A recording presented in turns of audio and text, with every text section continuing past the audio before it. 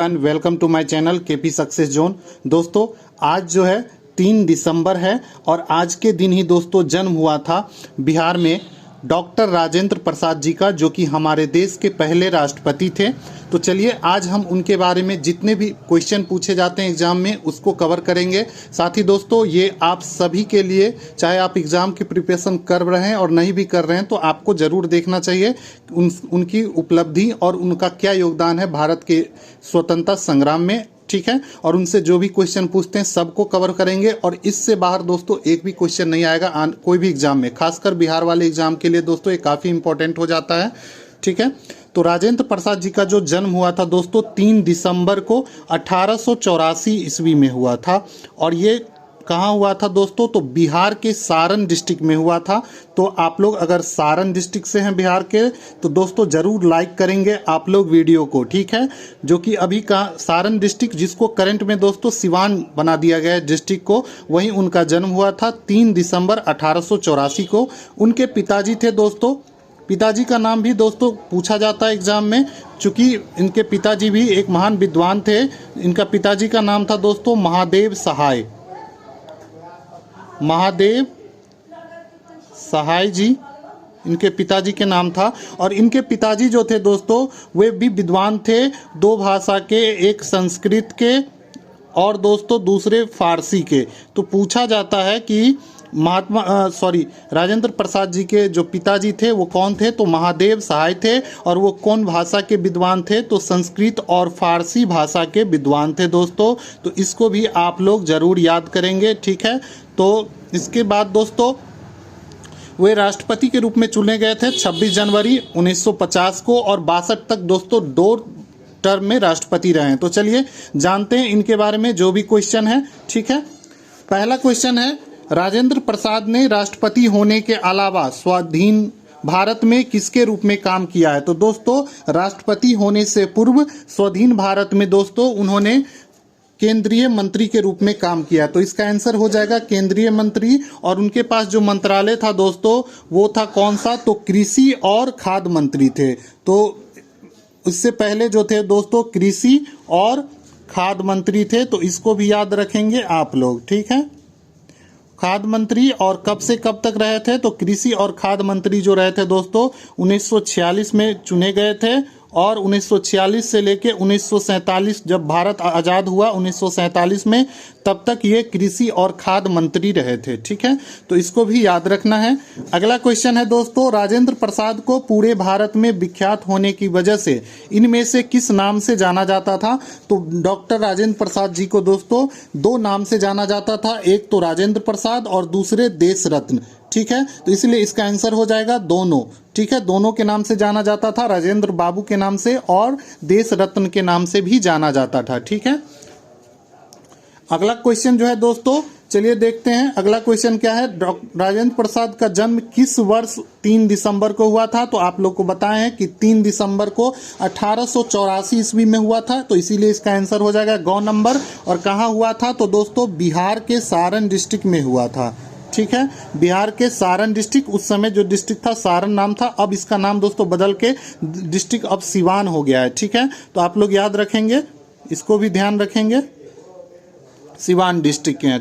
तो अगला क्वेश्चन है, राजेंद्र प्रसाद ने किस वर्ष बापू के कदमों में बाबू पुस्तक लिखी थी? तो राजेंद्र प्रसाद जी ने दोस्तों बापू के कदमों में बाबू पुस्तक जो लिखी थी 1956 ईस्वी में। और ये महात्मा गांधी के सम्मान में ये पुस्तक लिखा गया था राजेंद्र प्रसाद जी के द्वारा। साथ ही दोस्तों कुछ और पुस्तक है राजेंद्र प्रसाद जी के द्वारा लिखा हुआ, जो कि बार बार एग्जाम में पूछा जाता है, तो उसको भी आप लोग याद रखेंगे। पहला पुस्तक दोस्तों इंडिया डिवाइडेड, इंडिया डिवाइडेड, ये पुस्तक भी दोस्तों लिखा गया है राजेंद्र प्रसाद जी के द्वारा। ठीक है, दूसरा है दोस्तों सत्याग्रह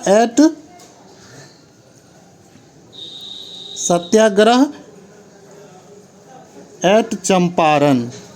ठीक है, ये पुस्तक भी उनके द्वारा लिखा गया था। तो इसको भी दोस्तों ध्यान में रखेंगे, काफ़ी इंपॉर्टेंट पुस्तक है दोस्तों और बार बार एग्जाम में पूछा जाता है। अगला है दोस्तों गांधी जी की देन। गांधी जी से काफ़ी प्रभावित थे दोस्तों और उन्हीं के कारण दोस्तों चंपारण सत्याग्रह के बाद वो सक्रिय रूप से स्वतंत्रता संग्राम में भाग लिए थे। तो ये पुस्तक दोस्तों उनके द्वारा लिखा गया था। ठीक है, चलिए अगले क्वेश्चन पे चलते हैं। अगला क्वेश्चन है, वर्ष 1921 में उन्होंने किस विश्वविद्यालय के सीनेटर पद से इस्तीफा दे दिया था? तो 1921 ईस्वी में दोस्तों विश्वविद्यालय जो कलकत्ता विश्वविद्यालय के सेनेटर के पद पे वो कार्य कर रहे थे, 1921 ईस्वी में वो विद्यालय के सेनेटर पद से इस्तीफा दे देते हैं और स्वतंत्रता संग्राम में कूद पड़ते हैं। और ठीक है, सॉरी, इसको 1921 नहीं होगा दोस्तों, 1928 में होगा। ठीक है, कोलकाता विश्वविद्यालय के सेनेटर पद से जो इस्तीफा दिए थे 1928 में दिए थे। ठीक है, अगला क्वेश्चन पे चलते हैं। अगला क्वेश्चन है, राजेंद्र प्रसाद ने किस वर्ष इंडिया डिवाइडेड नामक पुस्तक लिखी थी? तो दोस्तों इंडिया डिवाइडेड नामक पुस्तक इनके द्वारा जो लिखा गया था दोस्तों 1949 ईस्वी में। बाकी और सारी पुस्तक भी बताएं आपको, वो भी याद रखना है। गांधी जी की देन, सत्याग्रह एट चंपारण, इंडिया डिवाइडेड, बापू के कदमों में बाबू, ये सारा पुस्तक जो इन्हीं के द्वारा लिखा गया है और सबको याद रखना चाहिए। साथ ही दोस्तों उनकी 2 पत्रिका हैं जो आपको जरूर याद रखना चाहिए, बार बार एग्जाम में पूछा जाता है। एक पत्रिका है दोस्तों सर्च लाइट और दूसरा है दोस्तों देश। ये 2 पत्रिका दोस्तों उनके द्वारा लिखा गया था, जो कि स्वतंत्रता संग्राम के दौरान इनके द्वारा लिखा गया था, जो कि बार बार एग्जाम में पूछा जाता है। तो इसको भी दोस्तों आप लोग जरूर याद रखेंगे। ठीक है, सारा क्वेश्चन कवर हो जाएगा क्वेश्चन के माध्यम से, तो आप लोग लास्ट तक वीडियो को जरूर देखिए। इसके बाद कोई भी वीडियो देखने की जरूरत नहीं पड़ेगी। राजेंद्र प्रसाद से जो भी क्वेश्चन आएगा सारा कवर हो जाएगा। ठीक है, चलिए अगला क्वेश्चन है दोस्तों, राजेंद्र प्रसाद को वर्ष 1934 में भारतीय राष्ट्रीय कांग्रेस के किस शहर के अधिवेशन में अध्यक्ष चुना गया था? तो 1934 में दोस्तों इन्हें पहली बार भारतीय राष्ट्रीय कांग्रेस का अधिवेशन जो हुआ था उसमें अध्यक्ष चुना गया था। और कहाँ हुआ था दोस्तों? तो ये जो हुआ था मुंबई में हुआ था। कांग्रेस का अधिवेशन हुआ था मुंबई में 1934 में, और इसमें उनको पहली बार कांग्रेस का अध्यक्ष चुना जाता है। उसके बाद फिर से उनको दोस्तों 1939 ईस्वी में फिर से अध्यक्ष चुना जाता है, जब सुभाष चंद्र बोस 1939 में त्रिपुरी संकट हुआ था, आप लोग सुने होंगे और या फिर पढ़े भी होंगे। तो उसी के सुभाष चंद्र बोस जब इस्तीफा दे दिए थे तो उनके बाद राजेंद्र प्रसाद जी को ही चुना गया था। ठीक है, तो ये क्वेश्चन भी एग्जाम में पूछा जाता है, तो इसको भी ध्यान रखेंगे। ठीक है, अगला क्वेश्चन दोस्तों वही है कि नेताजी सुभाष चंद्र बोस ने कांग्रेस अध्यक्ष से त्यागपत्र देने के बाद उन्होंने किस वर्ष दोबारा कांग्रेस का अध्यक्ष पदभार संभाला था? तो अभी बताएं दोस्तों 1939 ईस्वी में जब अध्यक्ष पद त्याग देते हैं नेताजी सुभाष चंद्र बोस, तो तब जो पदभार संभाला गया था कांग्रेस के अध्यक्ष का, वो किसके द्वारा संभाला गया था? तो राजेंद्र प्रसाद जी के द्वारा संभाला गया था। अगला क्वेश्चन है, डॉक्टर राजेंद्र प्रसाद को किस वर्ष नमक सत्याग्रह में भाग लेने के दौरान गिरफ्तार किया गया था? आप सभी लोग को पता है कि नमक सत्याग्रह 1930 ईस्वी में हुआ था दोस्तों, और इसी में भाग लेने के कारण डॉक्टर राजेंद्र प्रसाद जी को गिरफ्तार किया गया था। और कब हुआ था दोस्तों? तो 1930, तो इसका आंसर हो जाएगा 1930 में। ठीक है, अगला क्वेश्चन है दोस्तों, राजेंद्र प्रसाद ने गांधी जी से प्रभावित होकर किस वर्ष सत्याग्रह एट चंपारण नाम की पुस्तक लिखी थी? तो गांधी जी से प्रभावित होकर सत्याग्रह एट चंपारण पुस्तक जो लिखा गया था दोस्तों इनके द्वारा, ये लिखा गया था 1922 ईस्वी में।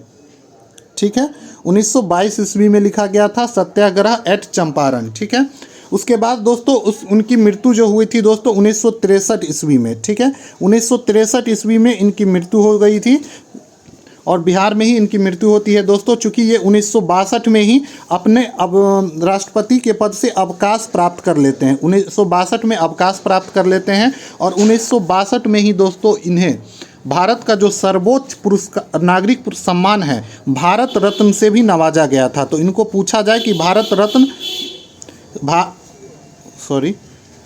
रत्न से कब नवाजा गया था?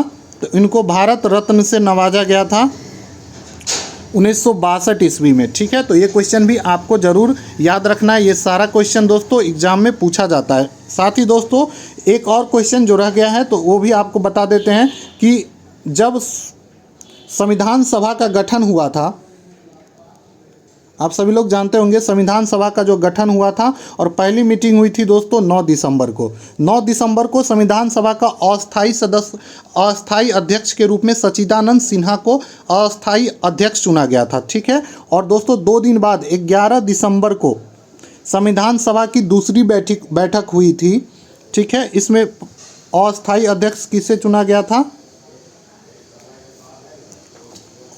अस्थाई अध्यक्ष चुना गया था दोस्तों, इसको भी याद रखेंगे, ये क्वेश्चन भी पूछा जाता है, सच्चिदानंद सिन्हा।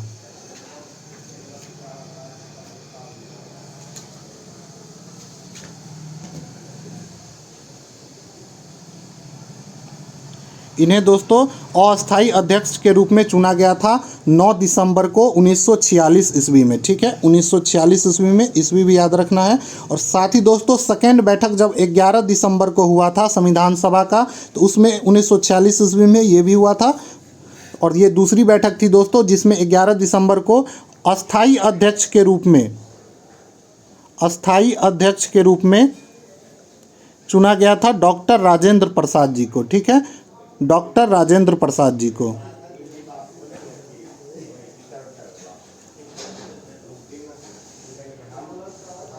तो ये सारा क्वेश्चन दोस्तों पूछा जाता है। तो ये क्वेश्चन भी दोस्तों कई बार एग्जाम में पूछा जाता है बार बार कि अस्थाई अध्यक्ष के रूप में किसे चुना गया था, तो डॉक्टर राजेंद्र प्रसाद जी को अस्थाई अध्यक्ष के रूप में चुना गया था, ठीक है। तो ये क्वेश्चन दोस्तों सारा क्वेश्चन पूछा जाता है डॉक्टर राजेंद्र प्रसाद जी से। तो होप सो आप सभी को ये सारा क्वेश्चन याद हो गया होगा, और अगर नहीं याद हुआ है तो 1-2 बार देख लेंगे तो ज़रूर याद हो जाएगा। और दोस्तों आने वाले सभी एग्जाम में दोस्तों ये ज़रूर पूछा जाता है, और ख़ासकर बिहार के एग्ज़ाम में तो एक क्वेश्चन यहाँ से ज़रूर पूछा जाता है, चाहे बीपीएससी का एग्ज़ाम हो या फिर बिहार सचिवालय का एग्ज़ाम होने वाला है। इन सभी के लिए दोस्तों काफ़ी इंपॉर्टेंट है, तो आप वीडियो को ज़रूर देख लें। और दोस्तों वीडियो अगर अच्छा लगा हो तो ज़रूर वीडियो को लाइक करें, और दोस्तों चैनल को सब्सक्राइब करें इसी तरह के वीडियो के लिए। साथ ही आने वाले दिनों में जितने भी स्वतंत्रता संग्राम से जुड़े हुए विभूति हैं और जिन पे क्वेश्चन पूछा जाता है उन सभी को कवर करेंगे, और सारा क्वेश्चन वीडियो के माध्यम से आपको प्रोवाइड करेंगे। तो ठीक है, वीडियो को लाइक करें और दोस्तों चैनल को ज़रूर सब्सक्राइब करें। Thank you.